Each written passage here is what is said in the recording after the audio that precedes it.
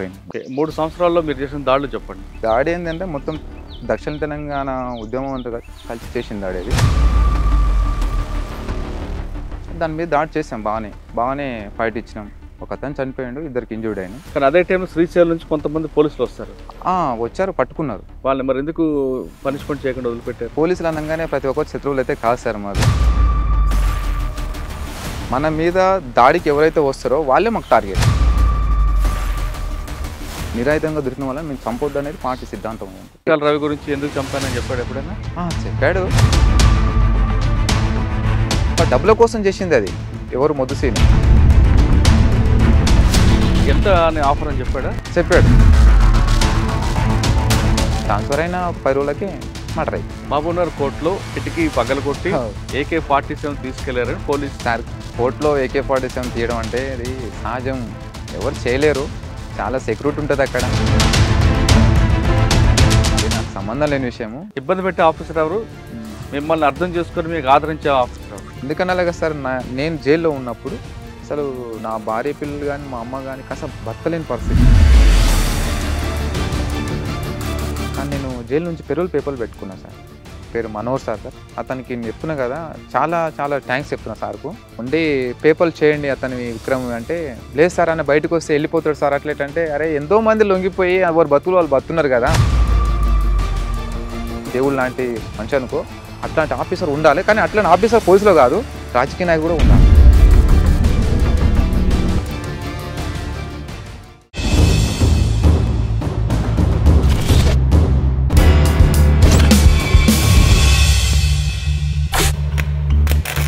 Welcome to I dream.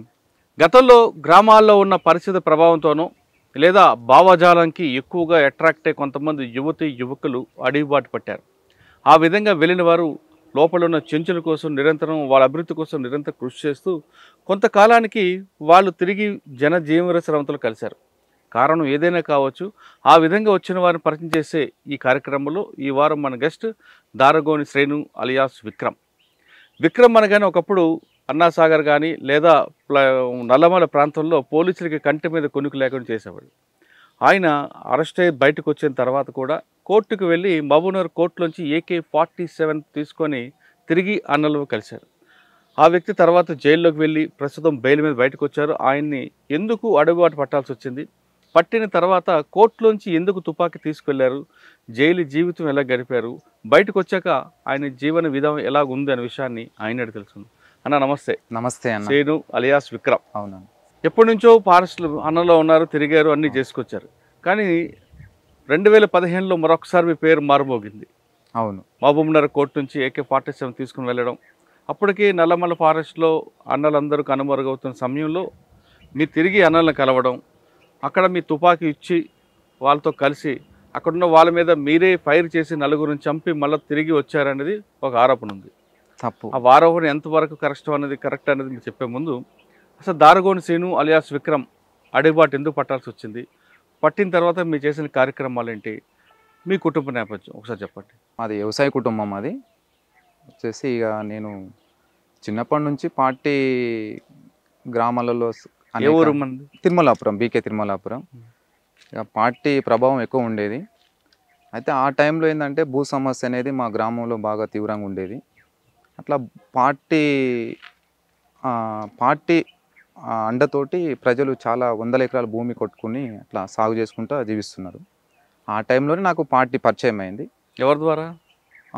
Raghu అని ఉండే, సంతోష్ రఘు ఉండే, వాళ్ళ ద్వారా పరిచయం అయింది. అట్లా భావజాలంతో వెళ్ళిపోయినా. 2002లో వెళ్ళారు. పార్టీకి వెళ్ళిన తర్వాత ఎక్కడెక్కడ పనిచేశారు, ఎవరు మీకు బాధ్యులు? ఫస్ట్ వెళ్ళిన తర్వాత కొంతకాలం లోపలనే ఉన్నా. అంతకంటే ముందు రైతు కూలి సంఘంలో పనిచేసిన లీగల్గా. తర్వాత ఫుల్ టైమర్ వెళ్ళిన తర్వాత సరళసాగర్ దళంలో 1+1గా పంపించారు. అక్కడ 1 సంవత్సరం దాకా పనిచేసిన. ఆ సంవత్సరంన్నరలో మీకు బాగా గుర్తుండిపోయిన సంగతి చెప్పండి. ఉదయం లేచిన దగ్గర ఉండే కార్యక్రమాలు అవ్వచ్చు, రాజకీయ తరగతులు కావచ్చు, ఆయుధ శిక్షణ కావచ్చు, ప్రజల్లోకి వెళ్ళి ఆ పోరాటాలు కానీ, ప్రజా కోర్టులు కానీ మీరు చేసిన కార్యక్రమాలు, మీరు చేసే కార్యక్రమాల్లో పేద ప్రజలకి ఎలాంటి బెనిఫిట్లు వచ్చాయి? అంటే నేను ఒక్కరిని అనేది ఏం చేయలేదు. పార్టీ కదా, పార్టీ అంతా కలిసే చేసింది. నేను వెళ్ళిన తర్వాత అంటే నేను సింగిల్గా ఆర్గనైజేషన్కి వెళ్ళిన. ఓన్లీ ప్రజలతో సంబంధాలు ఏర్పాటు చేసుకొని అక్కడ ప్రజల అంటే గ్రామ స్థాయిలో కమిటీల నిర్మాణం చేసుకోవడంలో భాగంగా నేను అటు వెళ్ళిన. కానీ ఉద్యమాలు అనేది ఏం అక్కడ పోరాటాలు ఏం చేయలేదు. తర్వాత వచ్చేసి కల్వకుర్తి దళంలో పనిచేసిన. మళ్ళీ నెక్స్ట్ ఎక్కువ శాతం నల్లమల్లో మీరు సంవత్సరం పాటు ఉన్నారు కదా ప్రజలకు దగ్గర వాడు, అప్పుడు ప్రజల నుంచి సపోర్ట్ వచ్చిందా? సపోర్టు చాలా ఆదరణ ఉండేది. ఉమ్. చాలా సహకరించే వాళ్ళు ప్రజలు. ఉమ్. వాళ్ళ గ్రామంలో ఉండే కొన్ని వాళ్ళ వ్యక్తిగత సమస్యల్ని మేము పరిష్కరించేది. అట్లా గ్రామాలు సివిల్గా తిరిగేది అక్కడ. అంటే గ్రామాల్లో తిరుగుతున్న సమయంలో మీకు భోజనం అని పార్టీ అవును. గ్రామస్తులు ఏర్పాటు చేస్తారు. అవును. మరి పడుకోవడం అది ఎక్కడ ఉండేది?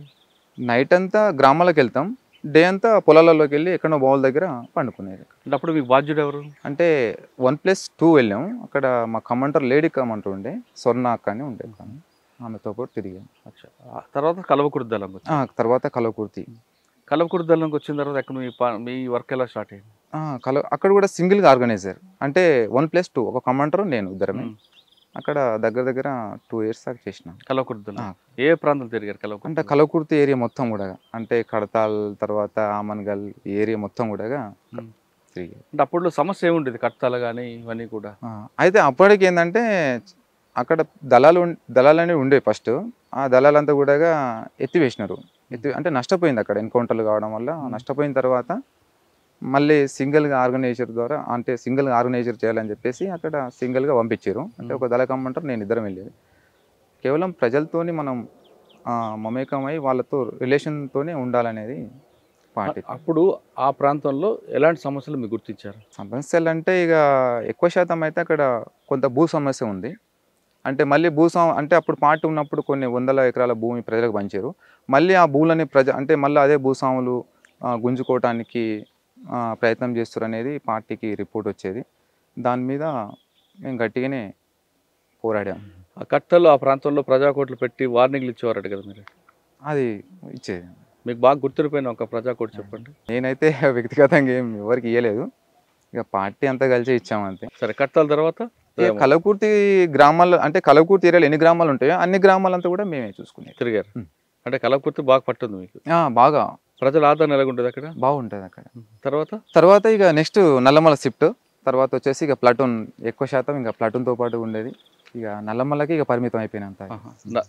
ప్లాటూన్లో ఎన్ని సంవత్సరాలు పనిచేశారు? ప్లాటూన్లో దగ్గర దగ్గర 3 సంవత్సరాలు పనిచేశారు. 3 సంవత్సరాలు. ఎవరు మీకు అప్పుడు కమాండర్? అంటే ప్లాటూన్ కమాండరు అనే సంతోష్ ఉండే. అనే తర్వాత ఆయన ఎన్కౌంటర్ అయిపోయిన తర్వాత మళ్ళీ రమాకాంత్ అని ఉండే కదా, అతను ప్లాటూన్ కమాండర్ ఉండేది. 3 సంవత్సరాల్లో మీరు చేసిన దాడులు చెప్పండి. చేసాం సార్, చాలా దాడులు. మన్నూరు పోలీస్ స్టేషన్ చెప్పండి. చేసాం. చెప్పండి ఎలా జరిగింది? మన్నూరు ఓపీ ఇప్పుడు ప్రస్తుతం మన దగ్గరలో ఉంది. దగ్గరలో ఉంది సార్.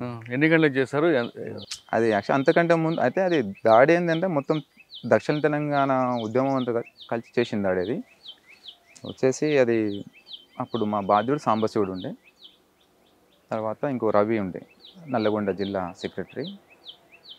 అంతా అంతకుముందే దాడి కంటే ముందు ఒక 1 month మేము రిహార్సల్ చేసినాం. తర్వాత మేము అంటే దీని మీద దాడి అనేది మనూరు అవుట్ పోస్ట్ మీద.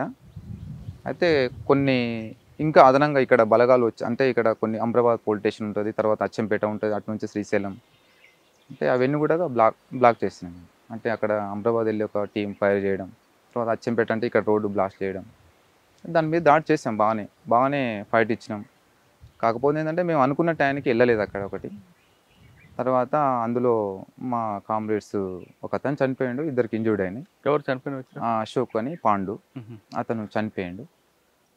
తర్వాత 2 గాయాలైంది. మీరు దాదాపు వారం 10 రోజులు రెక్కి వేసిన తర్వాత ఎందుకు ఫెయిల్ అయింది అనుకుంటారు? మనన్నారు ఫెయిల్ ఏం కాలేదు, అది ఫెయిల్ అయినా సక్సెస్ అయినట్టే మేము లెక్క. ఎలా అంటే అప్పటికి ఏంటంటే మాకు కొత్త క్యాడర్ అనేది రిక్రూట్మెంట్ అయింది బాగా. అయితే మేము పోయింది ఏదో వెపన్స్ కోసం, అంటే దాడి చేయాలనే పోయినాము. కాకపోతే ఏంటంటే ఆ దాడి ఫెయిల్ అయింది, కాకపోతే అది మాకు సక్సెస్ అయ్యి. ఎందుకంటే అక్కడ కొత్తగా క్యాడర్ అనేది ఒక అనుభవం అనేది నేర్చుకున్నారనమాట ఆ దాడిలో, కాబట్టి సక్సెస్ అది. మీరు ఆ దాడికి వెళ్ళారు, ఫెయిల్ అయ్యారు అంటే మీ దృష్టిలో సక్సెస్. కానీ అదే టైంలో శ్రీశైలం నుంచి కొంతమంది పోలీసులు వచ్చారు, పట్టుకున్నారు వాళ్ళని. మరి ఎందుకు పనిష్మెంట్ చేయకుండా వదిలిపెట్టారు? అంటే పోలీసులు అనగానే ప్రతి ఒక్కరు శత్రువులు అయితే కాదు సార్ మాకు. వాళ్ళు కర్ణాటక సివిల్ పోలీసులు వాళ్ళంతా. అయితే అప్పటికి మేము దాడి చేస్తున్నప్పుడే వాళ్ళు మాకు ఇన్ఫర్మేషన్ వచ్చింది, అక్కడ బస్సులో పోలీసులు వస్తారంటే ఆపండి అని చెప్పి ఆపేసారు. తర్వాత దాడి అంతా అయిపోయిన తర్వాత మేము వీళ్ళని తీసుకెళ్ళి అంటే చనిపోయిన వ్యక్తిని తర్వాత ఇంజూర్డ్ అయిన వాళ్ళని తీసుకొని అక్కడికి వెళ్ళాం. ఇక్కడ పౌరాబాద్ చౌరస్తా ఉంటుంది. అక్కడికి వెళ్ళిన తర్వాత ఇంకో రాజు అని ఉండే నల్లగొండ అనే దళక మండరు జిల్లా కమిటీ మెంబర్ ఆయనతో పాటుగా సాంబశివుడు అంతా మాట్లాడారు వాళ్ళతోని మాట్లాడి పంపించేసారు. అంటే వాళ్ళని చంపొద్దు అనేది ఇప్పుడు సాంబశివుడు ఆదేశాలా? సాంబశివుడు ఆదేశాలు. అంటే అంటే ఈ ఉద్దేశం ఏంటి? అంటే మనకు కావాల్సిన వాళ్ళు కాదు అనా? అంతే కదా సార్. ఇప్పుడు మన మీద దాడికి ఎవరైతే వస్తారో వాళ్ళే మాకు టార్గెట్. అంతేగాని తర్వాత మాకు నిరాయుధంగా దొరికిన పోలీసులను మేము ఎవరిని చంపం. వాళ్ళ గ్రేవౌండ్స్ వాళ్ళైనా లేకుంటే ఇంకా సిఆర్పీఎఫ్ వాళ్ళైనా సరే నిరాయుధంగా దొరికిన వాళ్ళని మేము చంపొద్దు అనేది పార్టీ సిద్ధాంతం. అంతే. ఓకే. మన్నూరు తర్వాత సమీక్షలు ఏం నిర్ణయం తీసుకున్నారు? అందులో ఏంటంటే మేము అనుకున్న టైంకి పోలేదు. ఇంకోటి ఏంటంటే అదనంగా ఒక పోస్ట్ వచ్చింది అక్కడ. అంటే అప్పుడే కుమ్మింగ్ చేసి వచ్చిన ఒక టీం అనేది అక్కడ ఉంది. అయితే మేము నైట్ 8 గంటలకు వెళ్దాం అనుకున్నాము. అందుకని 8:30 అట్లా అయింది. తర్వాత కొంచెం మేము డిస్టర్బెన్స్ అయింది బాగా. అంటే వస్తున్న క్రమంలో కొంచెం మా దగ్గర మైక్ ఉంటుంది. అంటే పోలీసులని సరెండర్ కమ్మని కాషన్ ఇచ్చే ఒక మైక్ ఉంటుంది. అది అనవసరంగా అక్కడనే అది ఆన్ అయింది. అది ఆ సౌండ్కు అంత అలర్ట్ అయ్యారు. అప్పటికి ఒక టీం ఏ టీం అయితే ముందు పోవాలో ఆ టీం వెళ్ళలేదు. తర్వాత పైన సెంట్రీ చూశాడు. ఫైరింగ్ ఓపెన్ అయింది. మా నుంచి ఫస్ట్ ఫైరింగ్ ఓపెన్ కాలేదు. ఫస్ట్ వాళ్ళ నుంచి ఫైరింగ్ ఓపెన్ అయింది. అందుకే మేము తర్వాత ఏం చేశారు మీరు? అంటే దాడి అయిపోయిన తర్వాత వెళ్ళిపోయాను. అవును. వెళ్ళిపోయిన తర్వాత అప్పటికి చాలా ఇంకా తిరుగుతున్న క్రమంలో చాలామంది ఎన్కౌంటర్ చనిపోయారు. మీరు రిట్రీట్ అయ్యి ఎక్కడ కలుద్దాం అనుకున్నారు? ఇక్కడ దాడి అయిన తర్వాత దాడి తర్వాత మన ఇక్కడ అప్పాపూర్ అని పెంట ఉంటుంది. అక్కడ మన మాధవ్ అన్న ఉండే రాష్ట్ర కార్యదర్శి ఆయన అక్కడ ఉండే ఆయనను పోయి కలిసినాం మనం. ఆయన ఏమన్నారా ఫెయిల్ అయినందుకు? ఏం ఇంకా అది యుద్ధంలో ఇక సహజమే. ఓటమి అనేది విజయం అనేది సహజమే. ఇక తర్వాత వెళ్ళిన తర్వాత మా కామ్రేడ్ అశోక్ ఉండే కదా అతను తీసుకెళ్ళి ఖననం చేసినాం అక్కడనే లోయలో. ఖననం చేసి ఇక కొన్ని రోజుల తర్వాత ఎక్కడ టీంలు అక్కడ డివైడ్ అయిపోయినాం. సాధారణంగా ఉద్యమంలోకి వచ్చాక కామ్రేడ్ చనిపోయారు అనుకోండి, వాళ్ళ కుటుంబ సభ్యులు చెప్తారా? చెప్తాం కదా. చెప్తాం వాళ్ళకి సానుభూతి తెలుపుతాం. తమ కుమారుడు ప్రజల కోసం అమరుడే అని చెప్తాం. తర్వాత మన్నూరు తర్వాత మీకు బాగా గుర్తుండిపోయిన దాడి చెప్పండి. నల్లమల్లలో ఒక దాడి అయింది. ఆ దాడిలో ఇద్దరి మీద ఫైరింగ్ జరిగింది. అంటే ఇక అందులో సురేష్ అనే ఒక కామ్రేడు అమరుడైండు. అయితే రెస్ట్ ఏంటంటే ఆ రోజు మేము అక్కడ మకాం వేసినాం. అంటే రమాకాంత్తో పాటుగా మేము ఒక 15 మంది దాకా ఉన్నాం. అప్పటికి ఏంటంటే మేము వేరే పని మీద మేము బయటికి మైదాన ప్రాంతంకి వెళ్ళి వస్తుంటే ఒక జిల్లా కమిటీ మెంబర్ సరెండర్ అయిపోయింది అనమాట. అతను సరెండర్ అయిందనే విషయం నాకు తెలియదు. కాకపోతే అనుకున్న టైంకి రాలేదు. నన్ను ఒక దగ్గర పెట్టిండు. వీళ్ళు మళ్ళీ వస్తానని చెప్పి వెళ్ళలే. 2 days అయింది. తర్వాత ఇక నేను వచ్చి పార్టీ కలిసిన తర్వాత అప్పటికి బాగా ఎండాకాలం బాగా అక్కడ బలగాలు బాగా తిరుగుతుంటే ఇక మేము కొన్ని జాగ్రత్తలు తీసుకున్నాం అప్పటికి. అయితే ఆయన లొంగిపోయిన ఎవరైతే మహేష్ అని లొంగిపోయిండో అతను తెలిసిన కొన్ని వెపన్స్ డంపులనే ఉండే అన్నమాట. అది నాకు అతనికి మాత్రం తెలుసు. నేను మళ్ళీ ఎంబడి పార్టీకి వచ్చి చెప్పిన తర్వాత నేను ఇంకొక అతను సాగర్ అని ఇద్దరు ఆ డంప్స్ ఖాళీ ఆయనకు తెలిసిన ప్లేస్ నుంచి మళ్ళీ వేరే ప్లేస్లో పెట్టేసి మళ్ళీ అంటే నదిలో కృష్ణా నదిలో తర్వాత పైకి వచ్చి మళ్ళీ ఈ మన రమాకాంత్ అనే టీం కలిసినాం. అయితే ఆ రమాకాంత్ వాళ్ళు ఏం చేశారంటే కొంచెం బాట ఉంటుంది అక్కడ. ఆ బాటలో ఏంటంటే వాళ్ళు చూసుకోకుండా అక్కడ మకాం వేసారనమాట. అప్పటికి ఏంటంటే గ్రేవౌండ్స్ బలగాలు వాళ్ళు అక్కడ నుంచి పైకి ఎక్కుతున్నారు అదే బాట పొంటి. వాళ్ళు వీళ్ళని చూశారు. మాకంటే మేము రాకముందే వీళ్ళని చూశారు. అయితే వాళ్ళు ఏంటంటే అక్కడ వాళ్ళు డైరెక్ట్ ఆ టీం వీళ్ళ మీద అంటే ఒక టీం అటాక్ చేయకుండా అదనంగా బలగాలు అక్కడ పరిసర ప్రాంతాలు ఉన్నాయి. వాళ్ళందరూ తీసుకొని వాళ్ళందరూ పిలిపించుకొని ఒకేసారి వీళ్ళని నైట్ చుట్టుముట్టి దాడి చేద్దామని చెప్పేసి వాళ్ళు అనుకున్నారంట ఆ ప్లాన్. అయితే అప్పుడు మేము ఇక్కడ వచ్చి కలిసిన తర్వాత డంప్స్ అన్నీ కూడా కాల్ చేసి వచ్చి ఇక్కడ కలిసిన తర్వాత రమాకాంత్ ఏమన్నా అంటే గొర్రెలు పోతున్నాయి బాట పొంటి. గొర్రెలు పోతుంటే విక్రమ్ ఎవరన్నా అంటే అక్కడ గ్రామాల నుంచి ప్రజలు వస్తారు కదా పోయి అక్కడ అంటే గ్రామాల్లో ఉన్న రిపోర్ట్ ఏమన్నా తెలుసుకోపోండి అని చెప్పి ఇక పంపించిండు ఎవరు రమాకాంత్. పంపిస్తే నేను సురేష్ అని ఇద్దరం మేము ఉరుకుతున్నాం అనమాట. ఉరుకుతుంటే ఆల్రెడీ వాళ్ళు నేను వెపన్స్ ఇట్లా చేతిలో పట్టుకున్నా. తర్వాత ఇట్లా కొంచెం కొండ ఉంటుంది. కొండ ఉంటే ఇట్లా ఎక్కుతుంటే ఏంటంటే అప్పటికి నేను పైన చూసిన వాళ్ళు పొజిషన్ పెట్టుకున్నారు పోలీసులు. సురేష్ డౌన్ అని చెప్పేసి ఇక నేను డౌన్ అయిన తర్వాత ఆయన సురేష్ కొంచెం ముందుకు పోయిండు. ఆ ఫైరింగ్లో అతను చనిపోయిండు.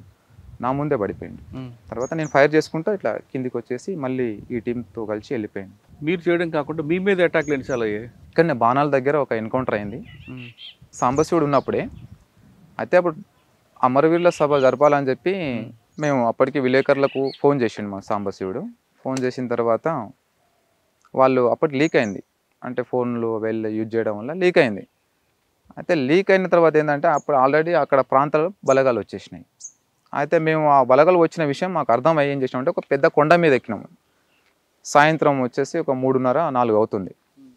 ఆ కొండ మీద ఎక్కిన తర్వాత ఏమైందంటే మేము అక్కడ మంచి బంకర్లు పెట్టుకున్నాం. అంటే మేము దాడి చేసినా కూడా మేము ఫైట్ ఇవ్వడం కోసం కూడా మేము జాగ్రత్త తీసుకున్నాం. తర్వాత ఆ సాంబశివుడు చెప్పాడనమాట, ఒక సెంటర్ అటు కూడా పెట్టమని చెప్పి.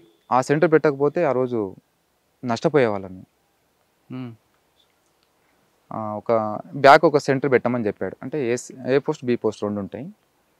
పెట్టిన తర్వాత అయితే మేము అక్కడ కొంత సౌండ్ చేసినాం అనమాట. ఆ రోజు చేసిన తర్వాత ఏమైందంటే కొన్ని రాళ్ళు వీళ్ళు సౌండ్ వచ్చింది.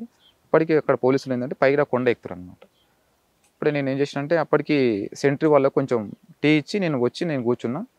ఆ సెంటర్ చూసి మాకు పిలుస్తున్నారు అనమాట. కొంచెం సైగ చేస్తుంటే అప్పుడు రజిత ఉంది కదా, ఆ రజిత వాళ్ళు నేను పిలుస్తున్నారు చూడండి అనగానే మేము వెంబడే అలర్ట్ అయ్యి ముందు వెళ్తున్నా కానీ వాళ్ళే మా మీద ఫైర్ చేశారు.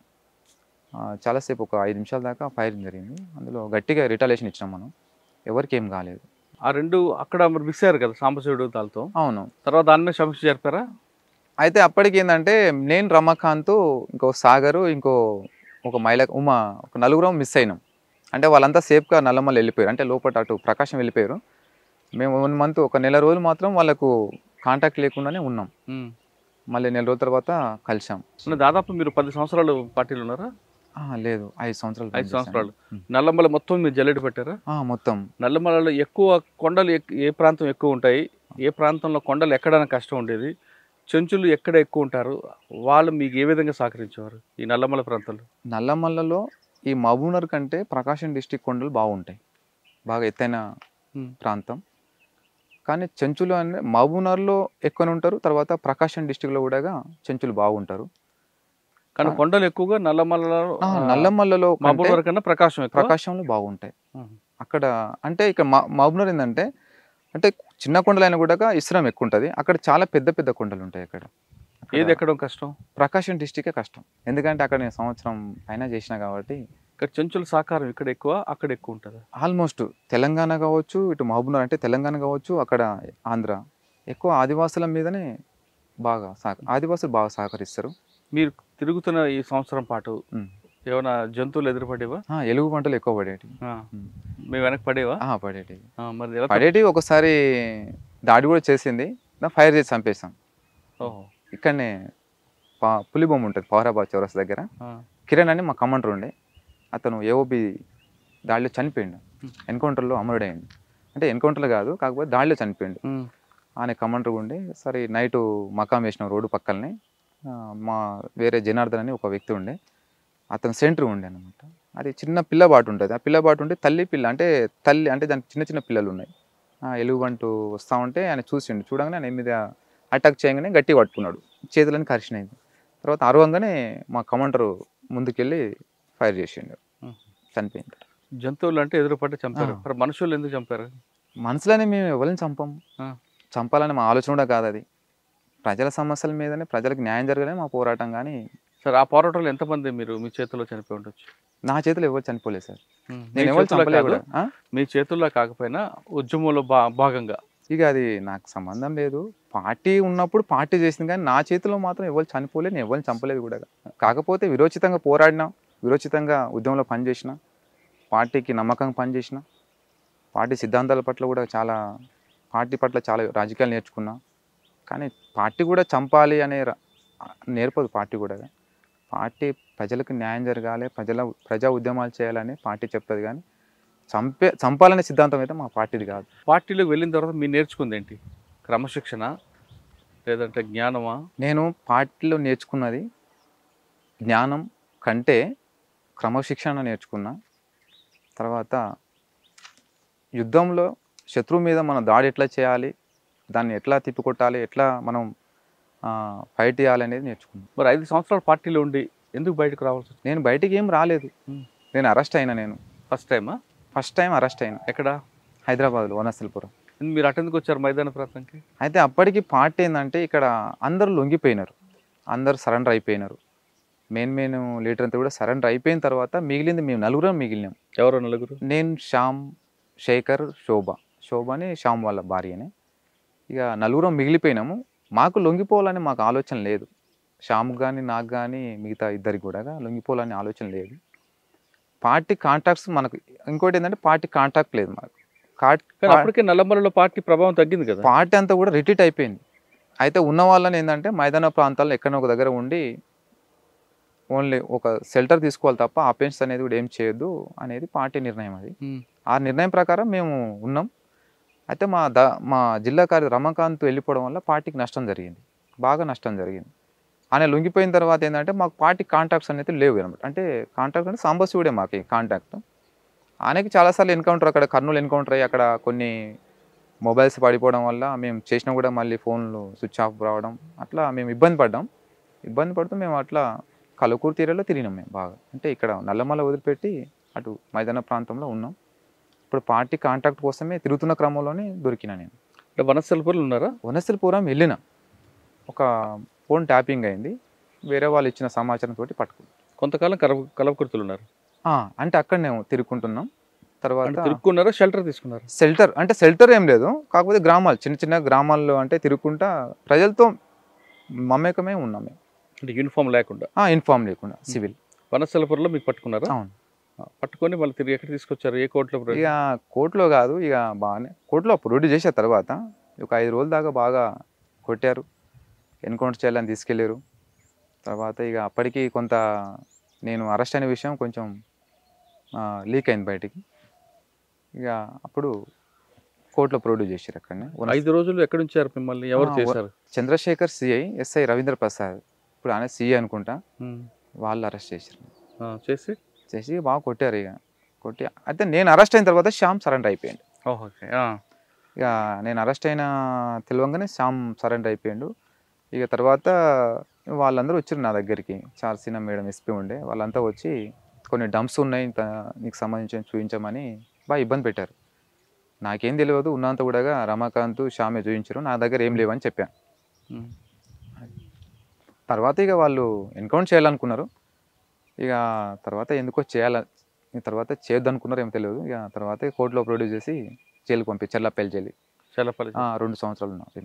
చెర్లపల్లి జైలు ఎవరెవరు కలిసారు మీకు? సార్ చెర్లపల్లి జైల్లో మల్లా రాజిరెడ్డి అన్న, అవును, కేంద్ర కమిటీ సభ్యుడు, శ్రీరాముల శ్రీనివాస్, జనశక్తి పార్టీ అమర్ అన్న, తర్వాత వచ్చి ఇంకో మా జిల్లా కమిటీ మెంబరు కావలి యాదగిరి వచ్చేసి, ఇంకా వేరే వాళ్ళు మొద్దు సీను, ఇంకో ఆర్పిటి పటేల గోవర్ధన్ రెడ్డి, వాళ్ళంతా కలిసి ఉండేది. రాజిరెడ్డి అన్న వీళ్ళందరూ ఏం చెప్పేవారు మీకు? ఎందుకు అరెస్ట్ అయ్యారా? అడిగారు, అసలు ఎందుకు అరెస్ట్ అయ్యారు, ఎట్లా అరెస్ట్ అయ్యారని అడిగారు. అడిగిన తర్వాతనే వాళ్ళు మళ్ళీ నన్ను కమ్యూన్లో తీసుకున్నారు వాళ్ళు. అంటే నా నుంచి కూడా కొన్ని మిస్టేక్లు జరిగినాయి. అంటే కొన్ని డంప్స్ అనేది చూపించాను నేను కూడా. చూపించారా? చూపించాం. ఎందుకంటే అప్పుడు చూపించాలనుకోలేదు, కాకపోతే మా మాజీ మిత్రులు అంతా ఏం చేశారంటే, ఇక అయితే అరెస్ట్ అయితే నన్ను జైలు పంపుతారనే విషయం నాకు తెలుసు.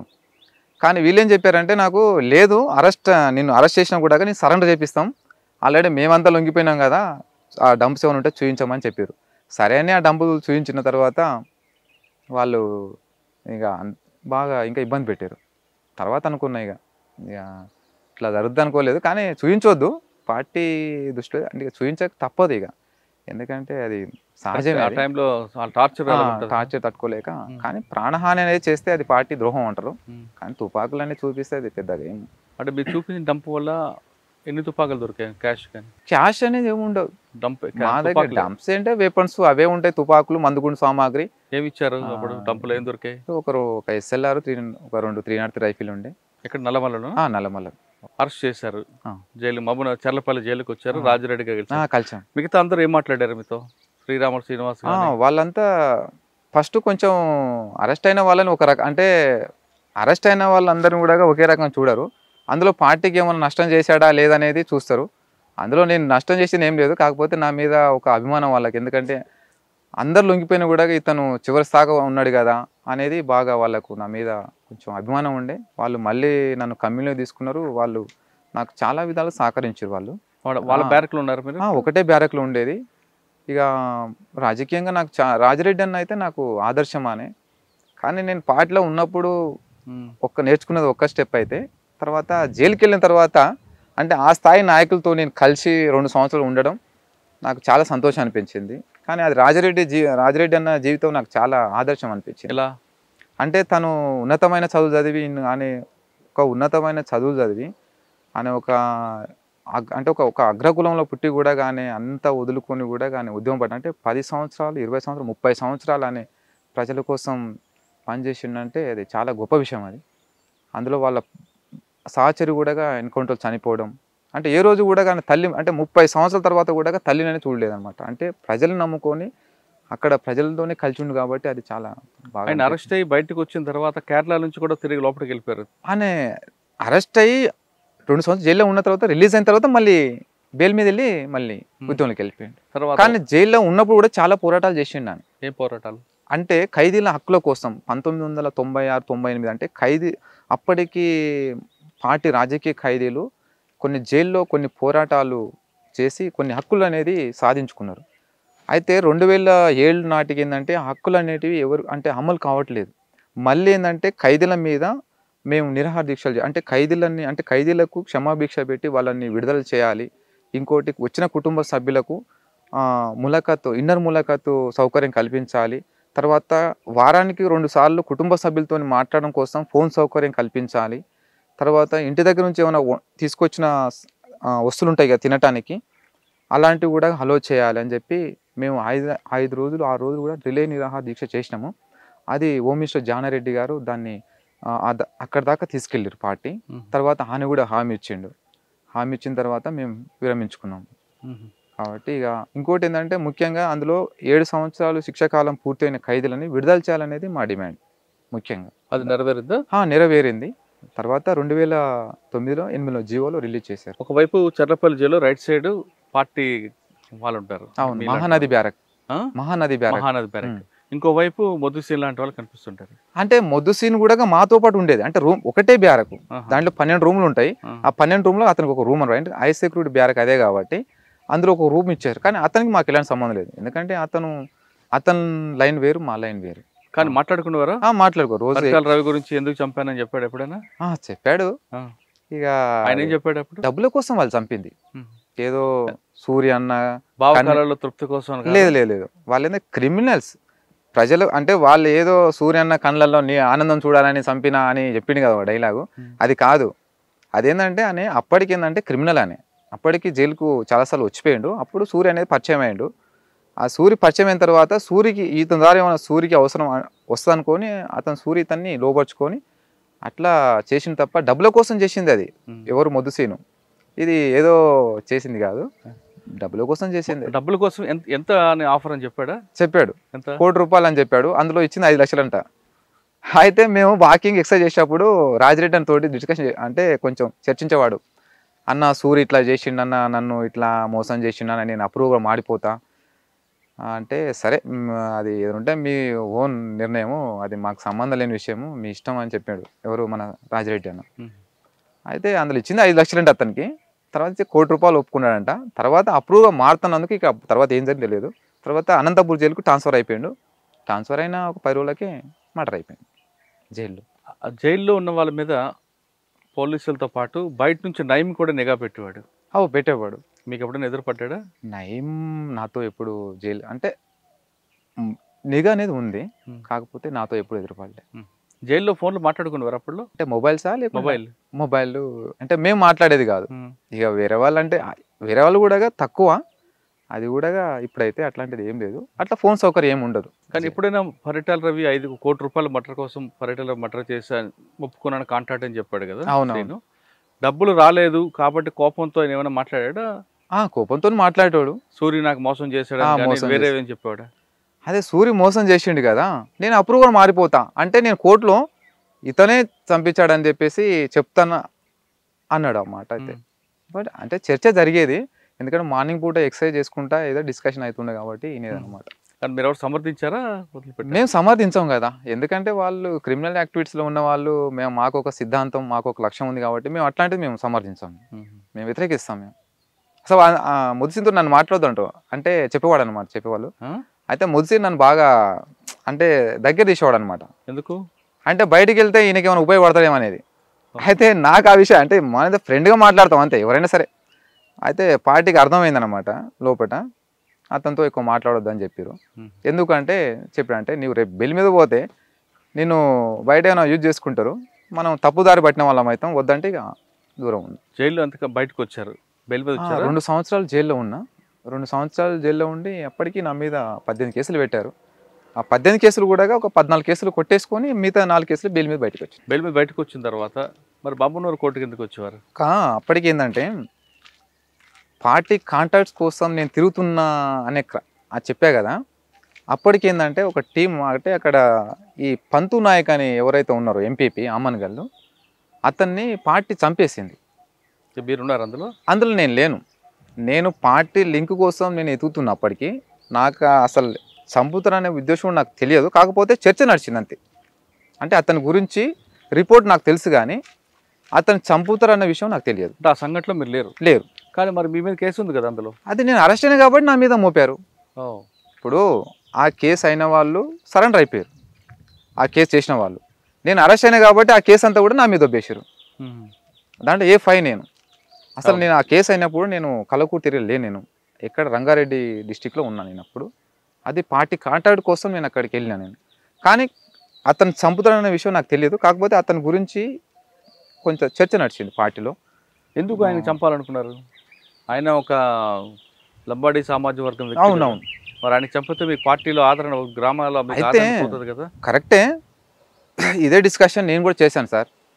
అంటే మీరు చెప్పినట్టుగానే అతని మీద ఏంటంటే కలవకుర్తి ఏరియాలో సీరియస్ ఎలిగేషన్స్ ఉన్నాయి ఆయన మీద. అలా ఎలిగేషన్స్ ఏంటంటే అతను ఏంటంటే ఆ అంటే గిరిజన భూములు అయితే ఏవైతే ఉంటాయో ఆ భూములన్నీ కూడా వాళ్ళని బెదిరించి వాళ్ళని కొనుగోలు చేసి తక్కువలో కొనుగోలు చేసి అని రిజిస్టర్డ్ దందా చేసేవాడంట. తర్వాత వచ్చేసి ఈ ఎస్టీ అమ్మాయిల మీద బాగా లైంగికంగా వేధింపులు తర్వాత వాడుకునేటోడు. అతను వాడుకోవడమే కాకుండా ఆ అమ్మాయిలను తీసుకుపోయి ఎమ్మెల్యేల దగ్గర కొంతమంది ఎవరైతే ఈయనకు అనుకూలంగా ఉండే ఎమ్మెల్యేల దగ్గర తీసుకుపోయి అంటే వాళ్ళకి ఎట్లా అంటే వాళ్ళకు ఉద్యోగాలు ఇప్పిస్తాను అవి ఇప్పిస్తాను అని చెప్పి వాళ్ళని తీసుకుపోయి మోసం చేసి వాళ్ళని ఆ రకంగా వాడుకునేటోడు. అక్కడ గిరిజనులు చెప్పారు. అంటే ఈ లంబాడీసే చెప్పేటోళ్ళు. అయితే మరి ఏం చేద్దాం ఏందనేది పార్టీ అంటే ఈ విధంగా ఎలిగేషన్స్ అయితే ఆయన మీద ఉన్నాయి. కాబట్టి పార్టీ చంపాలా వద్దా అనేది ఇక పార్టీ నిర్ణయం. అది ఎలా జరిగింది ఉండొచ్చు ఆ సంఘటన? సార్ ఆ సంఘటన ఎలా జరిగి ఉండొచ్చు? ఇక ఆ టైంలో నేను లేను కాబట్టి చెప్పలేను సార్. లేరు, కాకపోతే మీకు తర్వాత తెలిసి ఉండొచ్చు కదా. చెప్పారు, పోయినారంట ఇద్దరు. నేను మళ్ళీ వచ్చిన తర్వాత కలిసిన తర్వాత చెప్పారు ఎవరెవరు వెళ్ళారంటే ఇద్దరు వెళ్ళారంట. ఇద్దరు వెళ్ళి చేసి ఆ కేసులో మీకు అరెస్ట్ చేశారు? అరెస్ట్ చేసి ఎక్కడ మహబూబ్నగర్ జైలు? లేదు, చెల్లపల్లి జైల్లో ఉన్నాం. పంతు నాయక్ కేసులో కూడా బయటకు వచ్చారు బెయిల్ మీద. మరి మహబూబ్నగర్ కోర్టుకి ఎందుకు వచ్చేవారు? అయితే బెయిల్ మీద బయటకు వచ్చిన తర్వాత మహబూబ్నగర్ కోర్టుకు నేను పేషికి వెళ్ళేవాడిని కదా. అంటే కేసు అనేది కమిటీలు అయింది. అది కమిటీలు చేశారు. అంటే కలవకుర్తి కోర్టు నుంచి అక్కడ జిల్లాకు కమిటీలు అయింది. అక్కడ నేను పేషికి వెళ్ళేవాడిని. పేషికి వెళ్ళి కోర్టులో మీ వాదన వినిపించాల్సిన విక్రమ్ AK-47 మీద ఎందుకు కన్నేశారు? సార్ అది నేను కన్ను వేయలేదు. అది నాకు సంబంధం కూడా లేదు. అది అయితే కోర్టుకు నేను పేషికి అటెండ్ అవుతున్నా. అప్పటికి ఒక విషయం ఏంటంటే కనీసము లాయర్కు డబ్బులు పెట్టి కేసును వాదించుకో స్తోమత కూడా నాకు లేదు ఆ టైంలో. అయితే కేసు ఆల్రెడీ స్టార్ట్ అయింది, రన్ అయింది. నాకు అడ్వకేట్ లేడు. తర్వాత అడ్వకేట్ని పెట్టుకోమని కూడా చెప్పిండు. చెప్తే నా మిత్రుడు మా ఫ్రెండు కొనపూర్ రామ్ తెలుసు కదా, అతను ఫ్రెండ్ ఒకరిని మాట్లాడి పెట్టిస్తా అని చెప్పిండు. ఇక అంతలోపు ఏమైంది తెలియదు. నా ఒక ఆరోపణ అయితే వచ్చింది కోర్టు నుంచి AK-47 మిస్ అని. అది ఎవరు నా కోసమే పోలీసులు వెంటాడుతున్నారు. అయితే అప్పటికి ఏంటంటే ఇక కేసు కోర్టులో నడుస్తుంది. ఒక టెన్షన్తోనున్నా. తర్వాత AK-47 తీసుకుపోయిన ఒక ఆరోపణ వచ్చింది. ఆరోపణ రాగానే ఇక నేను మళ్ళీ ఎట్లా వీళ్ళు బతకనియరు, ఖచ్చితంగా వీళ్ళు ఏదో ఒకటి చేస్తారని చెప్పేస్తే ఇక నా సేఫ్టీ నేను మళ్ళీ ఉద్యోగంలోకి వెళ్ళిపోయినా. మహబూబ్నగర్ కోర్టులో ఒక సైడ్ కిటికీ పక్కన AK-47 5 రోజులు అబ్జర్వ్ చేసిన విక్రమ్ ఒకరోజు రాత్రి ఇంకొక వ్యక్తిని తీసుకొచ్చి కిటికీ పగలగొట్టి AK-47 తీసుకెళ్లారని పోలీస్. సార్ కోర్టులో AK-47 తీయడం అంటే అది సహజం, ఎవరు చేయలేరు. చాలా సెక్యూరిటీ ఉంటుంది అక్కడ. చాలా ఇంకోటి కోర్టు సామాన్స్ ఏమైనా ఉన్నట్టు కూడా దాన్ని ఎంబడే వాళ్ళు అక్కడ కోర్టు స్టాఫ్ దాన్ని ఎప్పుడు భద్రపరుస్తారు. అది నాకు సంబంధం లేని విషయము. సరే, అక్కడ సంబంధం లేని అనుకుందాం కాసేపు. కోర్టులోని AK-47 ఎర్రగొండకపాలెం పోలీస్ స్టేషన్ ఎలా దొరికింది? తెలియదు కావచ్చు. ఎన్కౌంటర్లో దొరికింది వాస్తవం, కానీ అదేని కూడా తెలియదు. మరి ఇక్కడ వెపనే అక్కడ దొరికింది. దొరికింది. ఎలా దొరికిండొచ్చు? తెలియదు. పోలీసు వాదన ఏంటంటే కోర్టులో ఉన్న వెపన్ తీసుకొని నల్లమల వెళ్ళిపోయి అక్కడ మరొక పార్టీని కలిసి పార్టీని కలిసింది వాస్తవమే. ఆ, అనేకమైన ఉద్యమాలు చేసాం మేము నలుగురం కలిసి. వాళ్ళకి AK-47 ఇచ్చినట్లు కూడా ఉంది. నేనైతే ఏమి ఇవ్వలేదు. వాళ్ళ దగ్గర వెపన్స్ మస్తుగా ఉండే. వాళ్ళ దగ్గర నుంచి SLR తీసుకున్నాడు కదా. లేదు, ఎస్ఎల్ఆర్ ఆల్రెడీ అక్కడ చాలా వెపన్స్. అశోక్ అన్న ఎవరు వాళ్ళకి కలిసింది ఎవరు మీకు అక్కడ? అశోక్ అన్న అశోక్ అన్న అలియా జాన్ బాబురావు, ఇంకా విమల, తర్వాత భారతి, భారతి, ముగ్గురు ఉండే. మీరు ముగ్గురు వాళ్ళు కాంటాక్ట్ అయ్యారు. కాంటాక్ట్ అయిన తర్వాత వాళ్ళ దగ్గర ఎన్ని ఉండొచ్చు వెపన్స్ అప్పుడు? ఇక అది అశోక్ అన్నకు తెలుసు, కానీ నేను పోయిన తర్వాత నాకు SLR కేటాయించు. నాకు ఎందుకు అంటే నా స్థాయిని బట్టి ఇచ్చిండు. అచ్చా, AK-47 మీరు వాళ్ళకి ఇచ్చారు. నేను తెలియదు, అది ఆల్రెడీ వాళ్ళ దగ్గర ఉన్నాయి. AK-47 నేను ఇవ్వలేదు, కానీ మీకే వాళ్ళు SLR ఇచ్చారు. నేను పోయిన తర్వాత వాళ్ళు.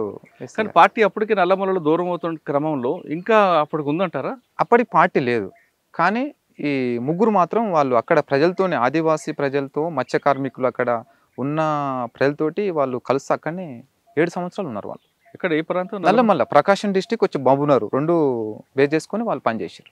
AK-47 తీసుకెళ్లి వాళ్ళకి ఇవ్వబట్టి వాళ్ళు మీకు నమ్మి SLR ఇచ్చారని ఇంకొక పోలీస్ ఇచ్చిన సమాచారంతో వాళ్ళ ముగ్గురిని మీరు చంపి సరెండర్ అయిపోయారని వాదన ఉంది. అవన్నీ ఫాల్స్ ఎలిగేషన్స్. వాళ్ళ ముగ్గురు ఎలా చనిపోయారు? అశోక్, భారత్ ఎన్కౌంటర్ చనిపోయారు వాళ్ళు. ఎన్కౌంటర్ నేను కూడా ఉన్నా కదా. ఎలా జరిగింది ఎన్కౌంటర్? అది చాలా సరే, ఎన్కౌంటర్ చెప్పండి ఎలా జరిగింది. ఆ ఎన్కౌంటర్ చాలా పెద్ద చాలా ఎన్కౌంటర్లు ఉన్నా సార్. నేను చాలా ఎన్కౌంటర్లు విరోచితంగా నేను ఫైట్ చేసిన, కానీ ఆ ఎన్కౌంటర్లో అదే నాకు స్పెషల్. ఏంటో? ఎందుకంటే అది అంటే చాలాసేపు దాడి జరిగింది, అందులో ముగ్గురు చనిపోయారు. అంటే నేను ఏ ఎన్కౌంటర్లో ఉన్నా కూడా ఎవరు చనిపోలేదు, కానీ ఆ ఎన్కౌంటర్లో మాత్రం ముగ్గురు. ఆ రోజు ఏం జరిగింది చెప్పండి. అప్పటికి ఏంటంటే సార్, మేము బాగా ఎండాకాలం, తొలకరి వర్షాలు స్టార్ట్ అంటే జూన్ మే లాస్ట్ ఎండింగ్. అంటే అప్పటికి ఎలక్షన్లు నడుస్తున్నాయి, సార్వత్రిక ఎలక్షన్లు అనేవి స్టార్ట్ అయినాయి. అప్పుడు ఏంటంటే మా కోసం కొన్ని వేల బలగాలు తిరుగుతున్నాయి మా కోసం. అయితే మేమేం చేసామంటే, ఎవరికి అక్కడ ప్రజలతోటి లింకు లేకుండా 1 నెల రోజులు ఎలక్షన్లు మొత్తం కౌంటింగ్ అయిపోయేంత వరకు మనం ఎవరికి కలవద్దు అనేది మేము అనుకొని ఒక పెద్ద కొండ దగ్గర 1 మంత్ ఉన్నాం అక్కడనే.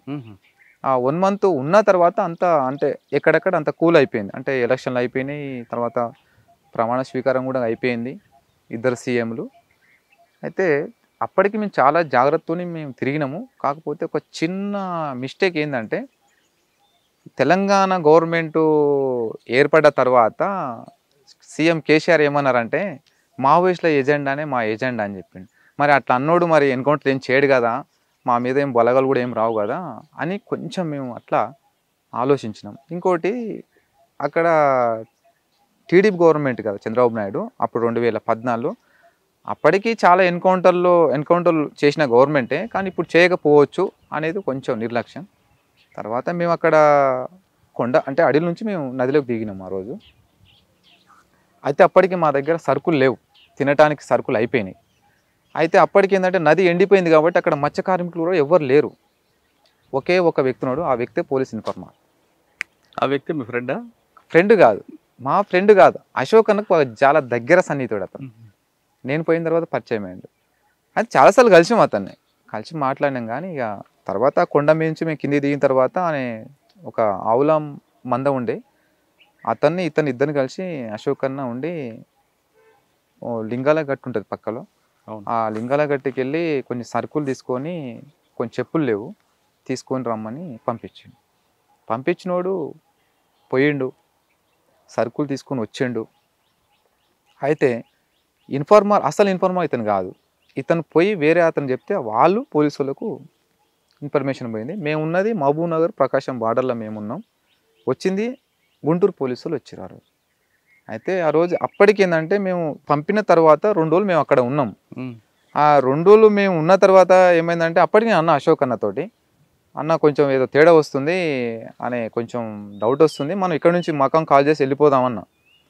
లేదు, ఆల్రెడీ అంతకుముందు నేను చాలా 5-6 సంవత్సరాల నుంచి నేను కలుస్తున్నా అబ్బా అనే గురించి నాకు తెలుసు, ఎందుకంత నువ్వు డౌట్ చేస్తున్నావు అంటే, ఏమో అన్న నాకు కొంచెం డౌట్ వస్తుంది, కొంచెం ఎందుకో ఇంతకుముందు లాగా మాట్లాడట్లేదు, కొంచెం తేడాగా మాట్లాడుతుందంటే, ఏం కాదులే అన్నాడు. అయితే వేరే ప్లేస్కి పోదాం అనుకున్నాం, అయితే అక్కడ వాటర్ సమస్య ఉన్నాయి, మళ్ళీ వాటర్ దూరం ఉంటాయి.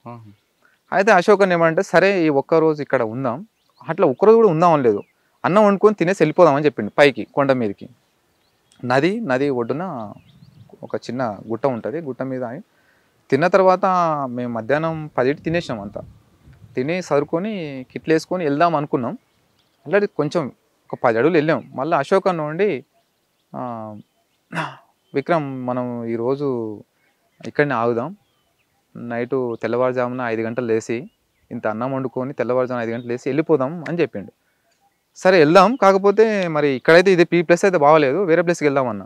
ఏం కాదులే, వాళ్ళు పోయొచ్చి కూడా 3 రోజులు అయింది కదా, వస్తే 8 రావాలంటే ఎప్పుడు రావాలి, వాళ్ళు వచ్చి 3 రోజులు అవుతుంది మన దగ్గరికి, కాబట్టి ఏం కాదు ఏం అన్నాడు. అయితే ఇంకోటి ఏంటంటే మేము ఉన్న ప్లేస్కు పోలీసులు నడిచి రావాలంటే ఒక 3 డేస్ టైం పడుతుంది. చాలా హార్డ్ టెర్రన్ ఏరియా అది. వస్తే బోట్లో రావాల్సిందే పోలీసులు, కానీ సైడ్ పూట నడుచుకొని రావడానికి కూడా ఇబ్బంది, బాగా లోయలు కొండలు ఉంటాయి బాగా. అయితే అది అశోక్ అన్న మిస్టేక్ చేసిండు. అయితే బోట్లో వస్తే సౌండ్ అయితే మనం అలర్ట్ అవుతాం. అయితే మేమేం చేసినామంటే ఇక సరే అని చెప్పేసి ఇక ఆగినాం అక్కడ. అదేంటంటే పెంట ఉంటుంది, ఆవులు మంద పెంట, కొండ మీద ఒక చిన్న పెంట ఉంటుంది, నదికి ఆనుకొని ఉంటుంది. అయితే భారతి మా మహిళా కామ్రేడ్ని నీవు అబ్జర్వేషన్ చేస్తూ ఉండు కూర్చొని అని అశోక్ అన్న చెప్పిండు. సరే అప్పటికి మేము వెపన్స్ అని క్లీన్ చేసుకొని ఇక అశోక్ అన్న అటు ఉన్నాడు, విమల అట్లా ఉన్నది, నేను ఇట్లా ఉన్నా.